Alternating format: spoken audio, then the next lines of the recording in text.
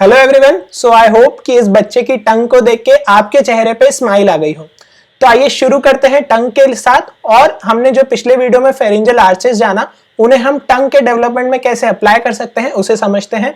तो पूरा वीडियो देखिएगा, क्वेश्चन का आंसर कीजिएगा और सब्सक्राइब करना ना भूलें। तो बेसिकली टंग के डेवलपमेंट में आपको सबसे पहले टाइमलाइन बता देता हूं। टंग डेवलप होगी 4th से 8th वीक में, ठीक है। अब आपको टंग के डेवलपमेंट में क्या याद रखना है, बेसिकली ये हम देखेंगे डेवलपमेंट। अभी हम इस फिगर पे हैं, तो इसमें क्या होता है कि जैसे हमने पहले फेरिंजियल आर्चेस पढ़ी थी, so we studied them as a separate, okay. Now क्या होगा कि अब ये फेरिंजियल आर्चेस एक दूसरे की तरफ अप्रोच करके एक कंटिन्यूटी प्रोवाइड करने का काम करेंगी। So is that clear? So ये फेरिंजियल आर्चेस की कंटिन्यूटी को अब हम देखेंगे। तो उसको कैसे लिखते हैं कि फेरिंजियल आर्च आपको पता है एक मेसोडर्मल थिकनिंग है, ठीक है, आपको अच्छे से पता है। और अब वो वेंट्रली ग्रो करके कंटिन्यूअस हो जाएगी अपोजिट साइड की आर्च से, तो एक कंटिन्यूटी प्रोवाइड होगी। अब आपको टंग के लिए बस दो चीजें याद रखना है जो कि गलती से भी आपको नहीं भूलना है। एक है आपका लिंगुअल स्वेलिंग और ट्यूबरकुलम इम्पार, और एक है आपका हाइपोब्रेंकियल एमिनेंस। तो ये चीज क्या होती है, डायग्राम से समझिए। ये आपकी फर्स्ट आर्च है और उसके फ्लोर पे यदि मैं बात करूं तो ये स्ट्रक्चर्स मिल रहे हैं।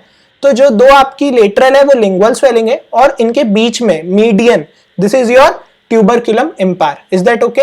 अब फोरामेन सीकम क्या है वो हम देखते हैं। अब बेसिकली और जो इसी तरीके से फर्स्ट में आपने दे दिया इतना सारा, सेकंड, थर्ड, फोर्थ के फ्लोर में आप बस एक चीज देखेंगे, हाइपोब्रेंकियल एमिनेंस। और ये बेसिकली एक इसका क्रेनियल पार्ट होगा और एक कॉर्डल पार्ट होगा, ठीक है, जैसे कि नॉर्मल ऊपर नीचे होता है।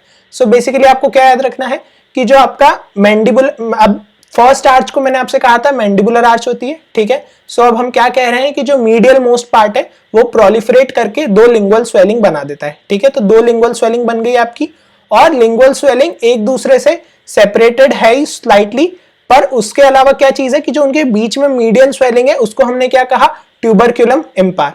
तो इज दैट ओके? तो हमें लिंगुअल स्वेलिंग्स और ट्यूबरकुलम इम्पार पता है।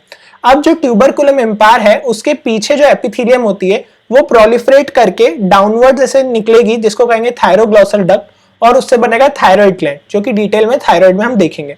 सो अभी थायराइड ग्लैंड उससे बन गया, और जो वो साइट जिधर से वो डिसेंड हुआ, बेसिकली उसका एक रेमिनेंट सॉर्ट ऑफ आप सोच सकते हैं, एक निशानी छूट जाएगी, that is called as foramen caecum. So अब आपको समझ में आ रहा है कि क्यों इस डायग्राम में फोरामेन सीकम लेबल्ड है, बिकॉज ट्यूबरकुलम इम्पार के पीछे ही वो थायरोग्लॉसल डक्ट की ओपनिंग गई है। वो थायराइड ग्लैंड तो बना देगी, बट जो रेमिनेंट जो आपका एक मार्क है that is foramen caecum. So is that clear? Now we will see it more further. So अब आप देखिए, ये आपकी दो लिंगुअल स्वेलिंग, ये आपका ट्यूबरकुलम इम्पार, ये आपका हाइपोब्रेंकियल एमिनेंस का क्रेनियल और कॉर्डल पार्ट। अब यही आपस में मिल के पूरी टंग बना देंगे। तो हाँ, ये तो टंग बन गई। तो टंग बन गई तो अब हम समझते हैं कि टंग को हमने कैसे पार्ट्स में डिवाइड किया है। तो अब आपको कुछ नहीं याद रखना है, आपको एक चीज मैंने बता दी कि मिडलाइन स्वेलिंग जो सेकंड, थर्ड और फोर्थ आर्च के रिस्पेक्ट में वो है आपकी हाइपोब्रेंकियल एमिनेंस, है ना। और एमिनेंस में एक क्रेनियल पार्ट होगा और कॉर्डल पार्ट होगा। हम टंग पढ़ रहे हैं तो हम सिर्फ क्रेनियल पार्ट पढ़ेंगे, कॉर्डल पार्ट क्यों नहीं पढ़ रहे? कॉर्डल पार्ट बेसिकली बनाता है एपिग्लॉटिस, ठीक है। और एपिग्लॉटिस यदि आपको ध्यान हो तो मैंने आपसे कहा भी था कि कहीं एक्सेप्शन था फेरिंजियल आर्चेस में, आप ध्यान कीजिए, नहीं हो तो इसके बाद वीडियो देखना तो आपको याद आएगा एपिग्लॉटिस कहां था।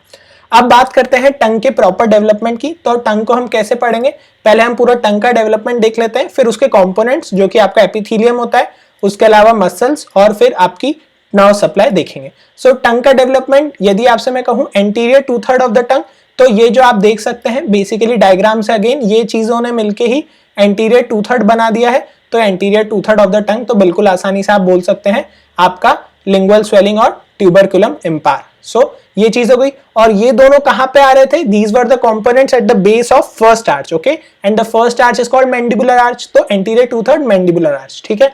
पोस्टीरियर 1/3 मैंने आपसे कहा हाइपोब्रेंकियल एमिनेंस बनाएगा बचा हुआ एरिया, ठीक है। तो हाइपोब्रेंकियल एमिनेंस जो कि थर्ड आर्च में, मतलब सेकंड से फोर्थ तक है, तो जो थर्ड आर्च का हाइपोब्रेंकियल है वो बनाएगा आपका पोस्टीरियर 1/3, और आपका जो पोस्टीरियर मोस्ट पार्ट है वो बनाएगा फोर्थ आर्च का हाइपोब्रेंकियल एमिनेंस। अब आप बोलेंगे सेकंड आर्च का हाइपोब्रेंकियल एमिनेंस कहां गया, वो क्यों नहीं बना पाया?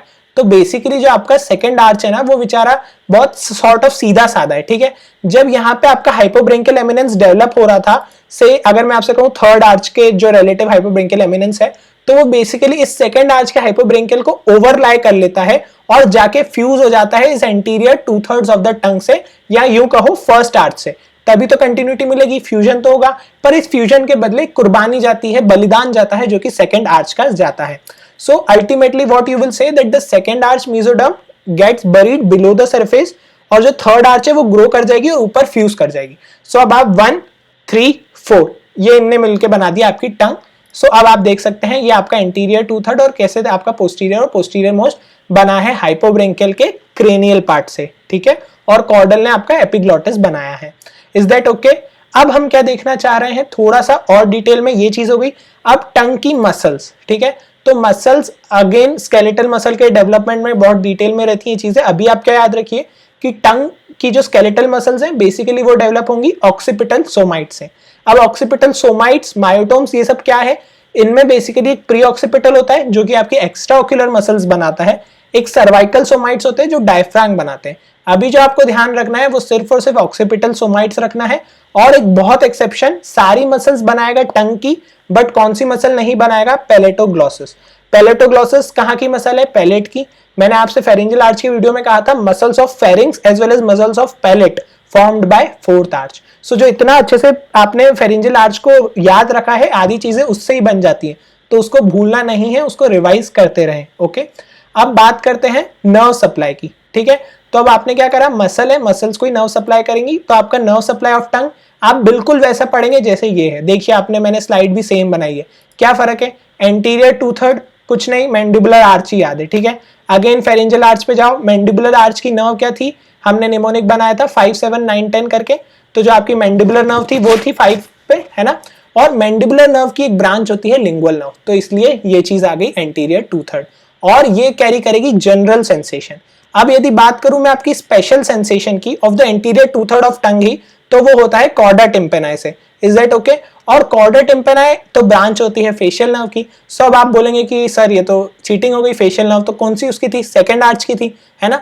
बट क्या होता है, एक कोई भी जो आर्च होती है उसकी एक प्री ट्रेमेटिक नर्व होती है और एक पोस्ट ट्रेमेटिक नर्व होती है।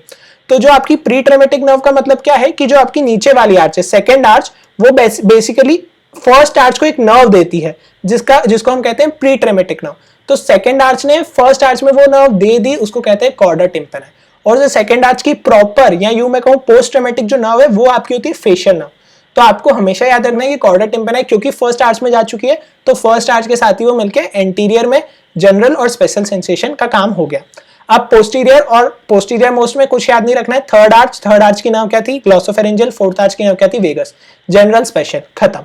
Nerve supply of the tongue खत्म हो चुकी है। और अब छोटा सा एक पार्ट बचा है, एपिथेलियम।